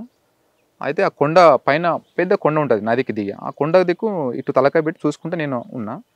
అప్పుడు ఏంటంటే అప్పుడే మధ్యాహ్నం 11:55 అవుతుంది. అప్పటికి ఆంగ్లంలో వార్తలు విని మళ్ళీ పక్కకు పెట్టేసి ఇట్లా కొంచెం ఒరిగినాం అంతే, కునుకు తీస్తున్నాం అంతే. ఆల్రెడీ అశోక్ అన్న వెళ్ళిపోయింది, నిద్రకి వెళ్ళిపోయిండు, విమల కూడా నిద్రకి వెళ్ళిపోయింది. ఆ భారతి మాత్రం కూర్చొని ఉండే. ఇక తర్వాత నేను కూడా ఏంటంటే కొంచెం అప్పుడప్పుడే నిద్ర పడుతున్నా. పోలీసులు అయితే ఇక వాళ్ళు ఫైరింగ్ ఓపెన్ చేశారు, దగ్గరికి వచ్చి ఫైరింగ్ ఓపెన్ చేశారు. ఫైరింగ్ ఓపెన్ చేయంగానే ఇక నేను అనుకున్నా ఆల్రెడీ పక్క సమాచారంతో వచ్చారు కాబట్టి ఇక కష్టం, ఇక మేము ఎక్కడ వెళ్ళటానికి కూడా అక్కడ మనకు లేదు, దారి లేదు. ఇక నేనేం అక్కడ మేము ఉన్న దగ్గర కవర్స్ లేవు మాకు, అంటే పొజిషన్ తీసుకొని ఫైర్ చేయాలంటే మాకు రాళ్ళు కానీ ఏం లేవు, కొంచెం ఓపెన్ ఉంటాయి, చెట్లు ఉంటాయి అంతే, కానీ మేము అంత అలర్ట్ కూడా లేము. ఓకే. కానీ వచ్చిన పోలీసులకి ఏంటంటే వాళ్ళకు చుట్టూ రాళ్ళు ఉంటాయి, కొంచెం చిన్న కాలు ఉంటుంది, వాళ్ళు దగ్గర దాకా వచ్చి మేము బ్రష్లో కొట్టేసారు. కొట్టంగానే ఫస్ట్ మా మహిళా కామ్రేడ్ పడిపోయింది, పడి అశోక్ దిక్కు పడిపోయింది. నేను పండుకొని నేను ఫైరింగ్ ఓపెన్ చేసిన, విమల ఫైరింగ్ చేసింది. అశోక్ అన్నకు ఆల్రెడీ లేవంగానే ఫైరింగ్ కాగానే లేవంగానే తొడకు పడ్డే రౌండ్, ఆనే పండుకొని ఆయన చాలాసేపు ఫైర్ చేసిండు, చాలాసేపు బ్రష్లో కొట్టారు అసలు. అయితే నేను అనుకున్నా కదా ఇప్పుడు యువ ఆకారంలో వాళ్ళు ఫైర్ చేస్తున్నారు కాబట్టి నేను పోతే నదిలోకి పోవాల్సిందే, కాబట్టి నాకు వేరే మార్గం లేదు. ఇక వాళ్ళు ఫైరింగ్ చేస్తూ ఉంటే ఒక 3 సెకండ్ ఫైరింగ్ కొంచెం బంద్ అయింది. బంద్గా నేను లాస్ట్ లేచిగా బెండల్లో ఉరికినాయి. ఇక అక్కడ ఏం జరిగింది, వాళ్ళు పడిపోయి అందరూ చనిపోయారు లేదని నేను చూసుకోలేదు. ఇక నేను నదిలో నుంచి నది నాకు ఒకటే మార్గం, అక్కడ నదిలో దుంకి అక్కడ దాటుకుంటే అంటే ఈదుకుంటానే వెళ్ళిపోవాలి, ఇక లేదంటేనేమో ఇక చనిపోవడం, రెండే నాకు ఆప్షన్ అక్కడ. సరే అని చెప్పి నదిలో కిందికి డౌన్లో పోస్టాలకు ఆల్రెడీ ఇక కిందికి వచ్చిన. అప్పటి నేను కిందికి దిగుతుంటే ఆల్రెడీ ఇంకో 2-3 కింది దిగారు. వాళ్ళు దిగిన తర్వాత వాళ్ళు ఏం చేసినంటే కొంచెం అప్పటి వాటర్ తగ్గింది నది. అయితే దుంకుదాం అనుకున్న ప్రయత్నంలో ఏంటంటే మళ్ళీ దుంకొద్దు అనుకొని మళ్ళీ నా ఆలోచన మార్చుకొని మళ్ళీ మట్టిగడ్డ నుంచి కింద నుంచి వెళ్తున్నా. వాళ్ళు పైనుంచి నన్ను చూసిరు, అంటే వాళ్ళు కూడా కిందికి వచ్చేసారు. అయితే నేను ఇట్లా వెళ్తున్నా కాబట్టి వాళ్ళు ఏంటంటే నన్ను కవర్ చేయడం కోసం వాళ్ళు గడ్డ పైనుంచి వస్తున్నారు. వాళ్ళు గడ్డ పైనుంచి నన్ను ఏం చేసినంటే మళ్ళీ వాళ్ళని అటు పోనిచ్చి నేను మళ్ళీ రిటర్న్ ఇట్లా వచ్చేసి మళ్ళీ కొండకి పైకి వెళ్ళిపోయినా. అప్పుడు వాళ్ళు చూసి రాళ్ళు డోలుతుంటే చూసేసి ఫైరింగ్ చేసారు, కానీ అప్పటికి నేను దాటిపోయినాయి. అంటే ఆ ఘటనలో ముగ్గురు చనిపోయారు, మీరు ఒక్కరు సేవ్ అయిపోయారు.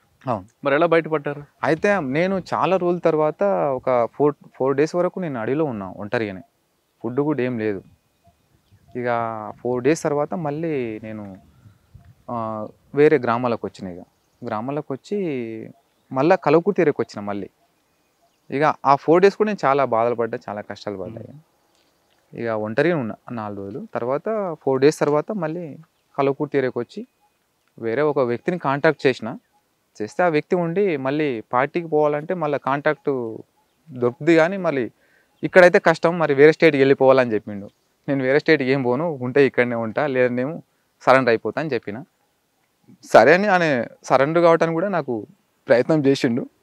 అయితే ఆయన మళ్ళీ నేను వేరే శ్యామ్ అని ఉంటాడు కదా, లొంగిపోయిండు. అప్పటికి మేము బాగా కలిసి పని చేసినప్పుడు శ్యామ్ బాగుండేది, అతనికి ఫోన్ చేసిన. అయితే అప్పటికి ఏంటంటే నేను పోయిన తర్వాత కిషన్ అనే సిఐ ఉండే ఇంతకుముందు, అచ్చంపేట చేసిండు. ఆయన నా కోసం బాగా తిరుగుతూ ఉన్నాడు. అయితే అప్పటి నాకు ఫస్ట్ జైలు నుంచి బయటకు వచ్చిన తర్వాత నాకు ఆయన పరిచయం అయ్యాడు, వ్యక్తిగతంగా కావచ్చు లేకుంటే వేరే మంచి వ్యక్తి అని. ఇక లొంగిపోయిన నక్సలైట్లకు చాలామందికి పునరావాసం కానీ వేరే వేరే రకంగా సాయం చేసేవాడు గవర్నమెంట్ ద్వారా. అయితే నేను పోయిన తర్వాత అతను మా కుటుంబ సభ్యుల కాంటాక్ట్లో ఉన్నాడు. అయితే వచ్చి ఇక శ్యామ్కి ఫోన్ చేసిన. శ్యామ్ ఫోన్ చేస్తే శ్యామ్ ఉండి చెప్పిండు, సరెండర్ అయిపో, మరి సార్ కూడా మాట్లాడతాడంటే మరి కేసులు ఏమైనా పెడతారా ఏందని అడిగిన. కేసులు ఏమి ఉండవు, మాట్లాడదాం వచ్చేయమని చెప్పిండు. చెప్తే ఇక వచ్చేసినాయి. ఇది మీ కథ. కానీ బయట కథ ఏంటంటే AK-47 తీసుకొని మీరు చెప్పిన జాన్ బాబు అలియాస్ అశోక్ కలిశారని, అక్కడ మీకు ఇప్పుడు చెప్పిన ఏ ఆఫీసర్ ఉన్నారో ఆ ఆఫీసర్ తన ఇన్ఫార్మర్ ద్వారా మీకు గ్రిప్లో తీసుకొని మిమ్మల్ని ఎస్కేప్ చేయించి అక్కడ ముగ్గురు ఎన్కౌంటర్ చంపి తర్వాత మిమ్మల్ని సరెండర్ చేసి అప్పుడున్న నాగేందర్ కుమార్ ఎస్పీ గారి ముందు మిమ్మల్ని ప్రొడ్యూస్ చేశారు. ఒక విషయం, నేను పోలీసులతో మిలాఖాతే ఎన్కౌంటర్ చేస్తే నన్ను 10 సంవత్సరాలు జైలు పెట్టాల్సిన అవసరం ఏముంది? కనీసం ఆ కేసు ఉంది కదా. ఏ కేసు? సరే కేసు ఉన్నా కూడా ఇప్పుడు నా కుటుంబ పరిస్థితి ఎట్లా ఉంది కొంచెం ఆలోచించాలి. సరే ఇప్పుడు చాలా రకాలుగా ఎలిగేషన్స్ వస్తూ ఉంటాయి. ఇప్పుడు అంతమంది చనిపోయి ఈయన ఎట్లా దొరికి, ఈయన ఒక్కడు ఎట్లా మిస్ అయ్యిండు, అదే క్వశ్చన్ వాడదంటున్నారు. తప్పుడు సమాచారం అది. ఇప్పుడు పబ్లిక్ కూడా ఏమంటుందంటే విక్రమ్ అనే వ్యక్తి కావాలని పోలీసు కోవట్టుగా మారి పార్టీకి నష్టం చేకూర్చాడు, ఇంతమంది ఇంత పెద్ద ఎన్కౌంటర్లో విక్రమ్ ఒక్కడే ఎలా బయటపడతాడు అనేది పార్టీ కూడా. విక్రమ్కు ఆ ఒక ఎన్కౌంటర్ కాదు కదా, చాలా ఎన్కౌంటర్ తప్పించుకున్న విషయం పార్టీ కూడా తెలుసు. కానీ పార్టీకి ఇచ్చిన సమాచారం తప్పుడు సమాచారం అది అయిండొచ్చు. అది నేను చెప్తున్నా కదా సార్, చాలా చెప్తున్నా. పార్టీకి కొన్ని విషయాలల్లో సమాచారము కరెక్ట్ పోద్ది, కొన్నిసార్లు ఏంటంటే వేరే వాళ్ళ ప్రచారం దుష్ప్రచారంతో సమాచారం పోద్ది. ఇదే కరెక్ట్ అనుకొని వాళ్ళు సరే స్టేట్మెంట్ ఇచ్చారు, నేను కూడా చూసిన. కానీ అది ఫాల్స్ స్టేట్మెంట్, అది ఇంకోటి తప్పుడు సమాచారం. అది మీరు అన్నట్లుగా ఒకవేళ ఆ పోలీసులు కలిసి ఉంటే మీరు కొండల్లో గుట్టల్లో ఎందుకు ఉంటారు, హాయిగా సిటీలో ఉండేవారు కదా, వాళ్ళు ఇచ్చే డబ్బులు తీసుకొని. మరి నీళ్లు దొరకకు మాట చెప్తున్నా సార్, నేను 4 days నీళ్ళు దొరకకుంటే నా టాయిలెట్ నేను తాగిన. ఇప్పుడు ఎన్కౌంటర్ అయితే పోలీసు వాళ్ళు మరి నన్ను ఇంకా ఎక్కడో తీసుకుపోయి అంటే సరే రాలేదు దొరకలేదు ఇంకా అని చెప్పి ఎక్కడో పెట్టవచ్చు కదా. 10 సంవత్సరాలు జైల్లో పెట్టిన లైఫ్ అంతా ఎందుకు అంటే నేను ఎందుకు స్మార్ట్ చేస్తారు వాళ్ళు కూడా. తప్పుడు సమాచారం. ఇప్పుడు చెప్తున్నా కదా, కొన్ని విషయాల్లో పార్టీ కూడా మా మిత్రులను కూడా చంపేసిన సంఘటనలు ఉన్నాయి. ఇప్పుడు ఇన్ఫార్మర్ అని చెప్పేసి పార్టీకి ఎవరైతే సహకరిస్తారో అతనే ఇన్ఫార్మర్ అని ఎవడో చెప్తే చంపేసిన వాళ్ళు చాలామంది, అట్లా పార్టీ చంపేసింది అట్లా. మరి తర్వాత తెలుసుకుంది కదా పార్టీ.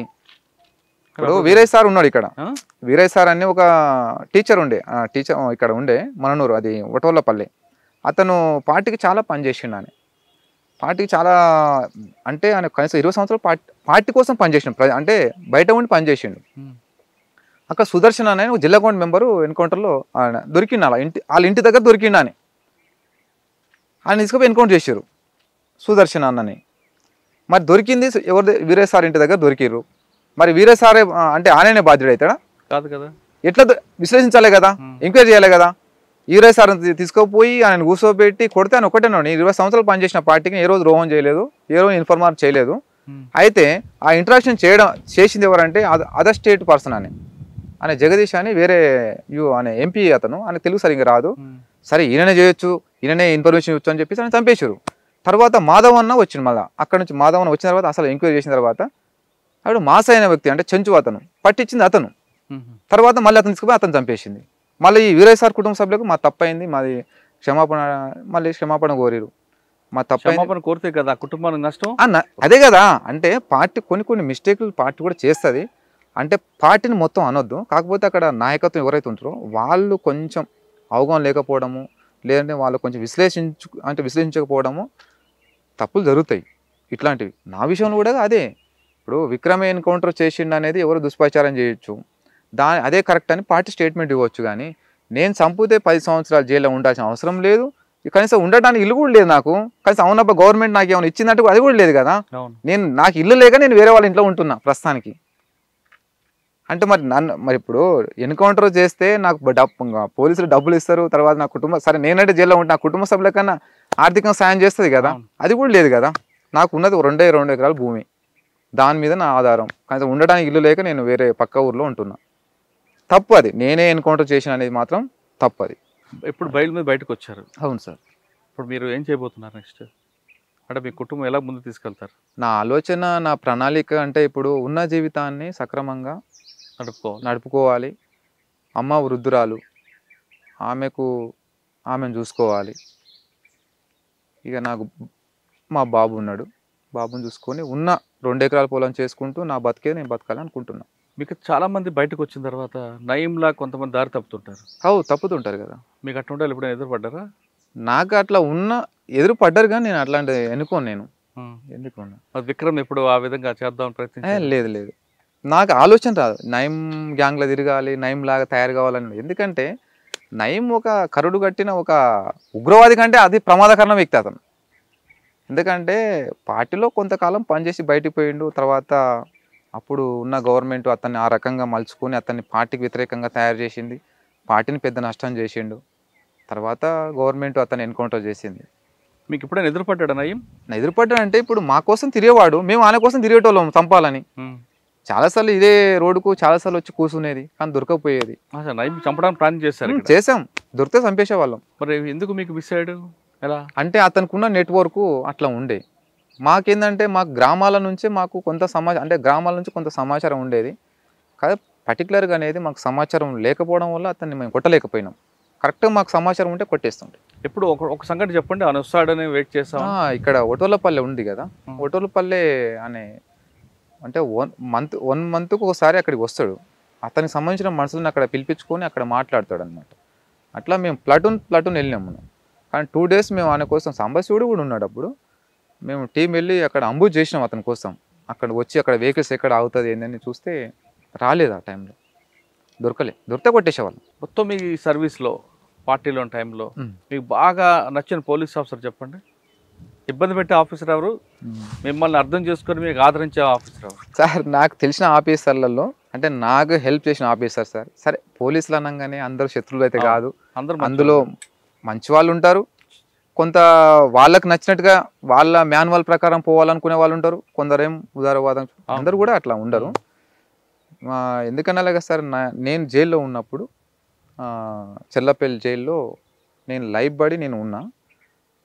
దగ్గర 7-8 సంవత్సరాల తర్వాత అసలు నా భార్య పిల్లలు కానీ మా అమ్మ కానీ కాస్త బతకలేని పరిస్థితి. అసలు వాళ్ళకు ఎలాంటి మానసికంగా ధైర్యం ఇచ్చేవాళ్ళు కూడా లేరు ఆ టైంలో. కానీ నేను జైలు నుంచి పెరోల్ పేపర్లు పెట్టుకున్నా సార్. అదే నాగర్ కర్నూల్ ఎస్పీ అనే పేరు మనోహర్ సార్. మనోహర్ సార్, అతనికి నేను చెప్తున్నా కదా, చాలా చాలా థ్యాంక్స్ చెప్తున్నా సార్కు. అతను ఎవరు నాకు తెలుసు, నేనెవరో సార్ తెలుసు, కానీ ఎప్పుడు మేము పేస్ట్ మాట్లాడుకుంది లేదు. విక్రమ్ అంటే సార్కు తెలుసు, సరే మనోహర్ సార్ అంటే నాకు తెలుసు, కానీ ఏ రోజు మేము వ్యక్తిగతంగా ఎదురుపడి మాట్లాడుకుని లేదు.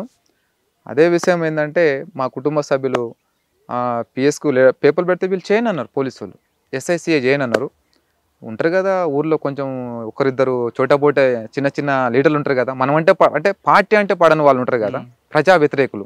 వాళ్ళు సార్ వస్తే మళ్ళీ ఉండడు, మళ్ళీ వెళ్ళిపోతాడు అని వాళ్ళకు కూడా తప్పుడు సమాచారం ఇచ్చిండు. సరే నా కోసం మా అమ్మ చాలా కష్టపడ్డది. మళ్ళీ నేను చెప్పిన అమ్మ ఎస్పీ దగ్గరికి పోమని చెప్పిన. ఆ అమ్మ ఎస్పీ దగ్గరికి పోయిన తర్వాత అడిగింది. ఇక నేను ఉండి చాలా ఆలోచించు నాన్న కూడా. ఇక ఆలోచించి ఎస్ఐకి ఫోన్ చేసి చెప్పిండంట, ఎస్సీఐకి ఉండి పేపర్లు చేయండి అతని విక్రమ్ అంటే, లేదు సార్ ఆయన బయటకు వస్తే వెళ్ళిపోతాడు సార్ అట్లేటంటే, అరే ఎంతోమంది లొంగిపోయి ఎవరు బతుకులు వాళ్ళు బతున్నారు కదా, ఆయన లాస్ట్ ఒక్కడు దొరికింది కాబట్టి ఆయన మొత్తం బలి చేశారు, చేయండి వచ్చి ఆయన భార్య పిల్లలతోని తల్లి చూసుకుంటాడు, మళ్ళీ వెళ్ళిపోతాడు, టైంకి వెళ్ళిపోతాడు కదా అంటే ఆయన పేపర్లు చేయించాడు సార్, పేరోల్ పేపర్లు. ఆయన చెప్తున్నా చాలా, నేను చెప్తున్నా కదా ఆయన దేవుళ్ళు, అంటే దేవుడిని నమ్మ కానీ దేవుళ్ళు లాంటి మనిషి అనుకో, అని ఎక్కడో తెలియదు. ఇక నాకు లైఫ్లో అనుకున్నా సార్, అట్లాంటి ఆఫీసర్లు ప్రతి జిల్లాలో ఉంటే సమస్యలు అనేవి రావు, అంటే ప్రజలకు ఎలాంటి సమస్యలు రావు. అట్లాంటి ఆఫీసర్ ఉండాలి, కానీ అట్లాంటి ఆఫీసర్ పోలీసులో కాదు, రాజకీయ నాయకుడు కూడా ఉండాలి. అప్పుడే ప్రజలకు సామాజిక న్యాయం జరుగుద్ది. బాగా ఇబ్బంది పెట్టే ఆఫీసర్? ఇబ్బంది అంటే అప్పుడు నేను స్టార్టింగ్ పోయినప్పుడు చాలా ఇబ్బంది పెట్టారు. చాలాసార్లు ఇక కుటుంబ సభ్యులను హింసించే వాళ్ళు బాగా ఇబ్బంది పెట్టారు. చాలా ఎదుర్కొన్నది, ఆర్థికంగా చాలా నష్టపోయింది కుటుంబం. కొంచెం ఊరి అంటే వ్యవసాయం మొత్తం బంద్ చేసి వేరే ఊరు కూడా వెళ్ళిపోయిన పరిస్థితి. బాగా ఎవరు పెంచాలి, అది అంతోనప్ప అని ఒక సిఐ ఉండే డిఎస్పి, నేను సెకండ్ టైం పోయినప్పుడు బాగా హింసించాడు మా కుటుంబాన్ని, బాగా బూతులు మాట్లాడేవాడు. అమ్మని నేను సెకండ్ టైం పోయినప్పుడు నాకు బాబు 6 months చిన్న బాబు ఉండే.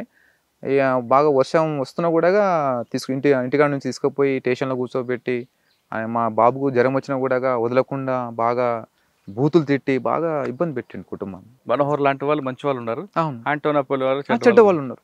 అతను కూడా ఏం చెడ్డవాడు కాదు. ఆయన ధర్మం అంతే. ఆయన వృత్తిరీత్యా ఆయన అట్లా చేస్తున్నాడు అంతే. చేసిండు అంతే. కానీ ఎవరు కూడా నక్సలైట్లు అంటే చంపాలి, వాళ్ళని హింసించాలని ఎవరికి ఉండదు. కొంత ఉంటుంది. ఓకే, చివరిగా చెప్పండి, పార్టీ ఒకప్పుడు పట్టున్న నల్లమల ఏరియాలో ఇక్కడ నుంచి ఏఓపికి వెళ్ళడానికి ప్రధాన కారణం ఏమనుకోవచ్చు? అంటే ప్రజల నుంచి సహకారం దూరం అయిందా? ప్రజల నుంచి సహకారం దూరం కాలేదు. పార్టీ దానికి అయితే ఇక్కడ పార్టీ బలంగా ఉన్నప్పుడు కానీ తర్వాత బలహీన అయినప్పటికీ కానీ అసలు పార్టీ ఇక్కడ నుంచి వెళ్ళిపోవటానికి కొన్ని కారణాలు ఉన్నాయి. ఎందుకంటే ప్రజల ఆదరణ ఉన్నాయి సార్. కాకపోతే ప్రజలకు నాయకత్వం వహించి వాళ్ళని ఉద్యమాల వైపు నడిపించలేకపోవడమే పార్టీ నష్టపోయింది. అచ్చా, నాయకత్వ లోపం. నాయకత్వం లోపం ఒకటి. తర్వాత ప్రజల్ని పోరాటాల వైపు నడిపించలేదు. ప్రతిదీ పార్టీ చేసింది. ఏదైనా ఒక యాక్షన్ చేయాలంటే పార్టీ చేసింది, ఏదైనా ఒక స్టేట్మెంట్ ఇవ్వాలంటే పార్టీ చేసింది. కానీ ప్రజల సమస్యల మీద, ప్రజల హక్కుల మీద, ప్రజల్ని ఉద్యమాల వైపు కానీ తర్వాత కొన్ని పోరాటాల వైపు కానీ నడిపించలేకపోయింది పార్టీ. కాబట్టి ఏంటంటే ఆ ప్రజలు కూడా పార్టీకి దూరం అయిపోయినారు. ఇప్పుడు ప్రజల్ని ఉద్యమాల వైపు నడిపించి పోరాటాల వైపు నడిపిస్తేనే ప్రజలు ఉద్యమంలోకి వస్తారు, వాళ్ళు మరింత పోరాడతారు. కానీ అట్లాంటిది ఏం చేయలేదు, అంటే చేయలేక పోయింది పార్టీ. కానీ పార్టీలో వెళ్ళి ప్రజల కోసం పోరాటాలు చేసిన విక్రమ్కి ఎదురైన కష్టాలు ఏంటి? నాకు ఎదురైన కష్టం ఎప్పుడు అంటే, నాకు కష్టం అంటే నాకు అంత కష్టం వచ్చినా నేను అంత ఏం బాధపడను. నాకు భయం అంటూ కూడా ఏం తెలియదు నాకు ఇంతవరకు. కష్టం అంటూ ఏ రోజు కష్టం అని కూడా ఎప్పుడు నేను అనుకోలే పార్టీలో. నేను పార్టీలో ఉన్నప్పుడు కూడా చాలా పార్టీ ఏ పని అప్పచెప్పినా కూడా నేను ఎంత రిస్క్ ఉన్నా కూడా నేను వెళ్ళి పని చేసుకొచ్చేది పార్టీలో. పార్టీ కంటే కూడా నేను చాలా నమ్మకం పార్టీకి. కానీ పార్టీలో మీకు కష్టాలు ఎదురవ్వలేదు? కష్టాలే ఉంటాయి. అంటే నాకు కష్టం అనిపిస్తలేదు. ఎందుకంటే నేను ఇష్టంతో ఎన్నుకున్న మార్గం కూడా నాకు కష్టం కాదు. అది ఇష్టపడి లోపలికి వెళ్ళారు కదా, కష్టం కూడా అదే కదా. ఇప్పుడు మీరు అడిగేది ఏంటంటే, ఇప్పుడు కష్టం ఎప్పుడు ఎదురగాలంటే మేము ఉన్నదే కష్టం. అంటే మీ ఇష్టం కష్టాలని ఇష్టంతోనే స్వీకరించినాం. అది మాకు కష్టం అనిపించదు కదా. అవును. అది మాకు ఎంత పెద్ద కష్టం ఉన్నా అది మాకు తక్కువనే. అది ఎందుకంటే అది మేము ఎన్నుకున్న మార్గం అట్లాంటిది కాబట్టి అది సహజమే. మీరు లోపలికి వెళ్ళిన తర్వాత అశోకంతో కలిసి మీరు చేసిన కార్యక్రమాలు చెప్పండి. నేను వెళ్ళిన తర్వాత అశోక్ అన్నకు ఒక కొత్త ఉత్సాహం ఏర్పడదు అనమాట. ఎందుకంటే అప్పటికి వాళ్ళు ముగ్గురు సింగిల్గా ఉండేవాళ్ళు. వాళ్ళు పార్టీ కార్యక్రమాలు కూడా ఏం చేయకపోయేవాళ్ళు, వాళ్ళు ఉండేటోళ్ళు అంతే అక్కడ. నేను వెళ్ళి కలిసిన తర్వాత అలియాస్ జాన్ బాబురావు నేను పోయి కలిసిన తర్వాత వాళ్ళకు కొత్త ఉత్సాహం వచ్చిందనమాట. సరే అంటే ఈయన నాకు అంటే బలం ఉంది అనగా. తర్వాత అక్కడ కొంతకాలం వరకు మేము నిశ్శబ్దంగా ఉన్నాము. తర్వాత అక్కడ ఆదివాసీ ప్రజల మీద, అక్కడ మత్స్య కార్మికుల సమస్యల మీద పోరాటం చేసినాం మనం. అంటే ఏ విధమైన పోరాటం అనుకున్నప్పుడు, ఇప్పుడు అక్కడ ఆదివాసీ ప్రజలు ఒకప్పుడు నక్సలైట్ పార్టీ బలంగా ఉన్నప్పుడు అక్కడ వ్యవసాయం చేసుకొని జీవించేవాళ్ళు. కానీ ఈరోజు వ్యవసాయం అనేది బంద్ చేసి ఒక సారా మాత్రం అమ్ముకొని బతున్నారు అక్కడ. కానీ గిరిజనేతలు ఉన్నారు కదా, వాళ్ళు వేరే దగ్గర నుంచి ఇక్కడ తండలలోకి వచ్చేసి, అంటే గుడలోకి వచ్చేసి వీళ్ళ భూములు మొత్తం వాళ్ళు ఆక్రమించుకొని వీళ్ళు భూ యజమానులు వీళ్ళు అయిపోయినారు. వాళ్ళు కింద పనిచేసేలాగా అయిపోయారు అన్నమాట. అయితే ఇది మళ్ళీ మేము పార్టీ అక్కడ అశోక్ అన్న చాలా సీరియస్కున్నాడు. అశోక్ అన్నని ఆదివాసులు దేవుడుగా భావిస్తారు. నల్లమల్లలో దేవుడు అన్న అంటారు. నేను అంటే అట్లా ఆదరిస్తారు అనమాట అశోక్ అన్నని.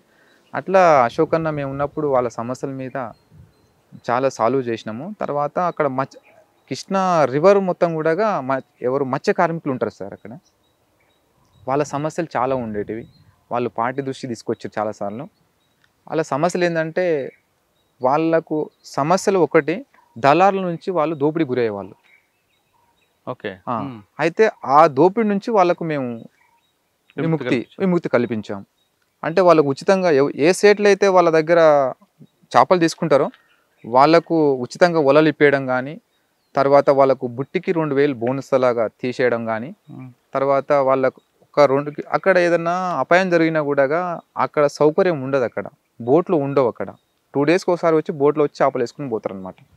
కాబట్టి ఏంటంటే 2 కిలోమీటర్ దూరంలో ఒక బోటు ప్రత్యేకంగా పెట్టాలి. అంటే అక్కడ ప్రజలకు ఏదైనా హాని జరిగినా, అక్కడ గర్భిణులకు ఎలాంటి ప్రాబ్లమ్స్ వచ్చినా కూడా ఆ బోటు వాళ్ళ కోసం సపరేట్గా ఏదైనా అపాయం జరిగితే అంటే అంబులెన్స్ లాగా అట్లా సాల్వ్ చేసి వాళ్ళకు న్యాయం చేసాము.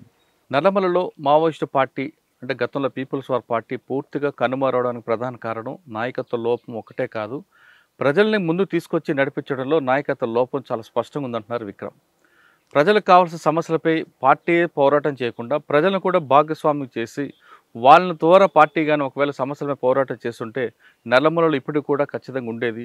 కానీ ఆ విషయంలో పార్టీ ఆలోచనలు అదేవిధంగా నాయకత్వం కూడా సరిగ్గా గుర్తించుకోవడంతోనే పార్టీకి ప్రజలకి గ్యాప్ వచ్చిందంటూ విక్రమ్ చెప్తున్నారు.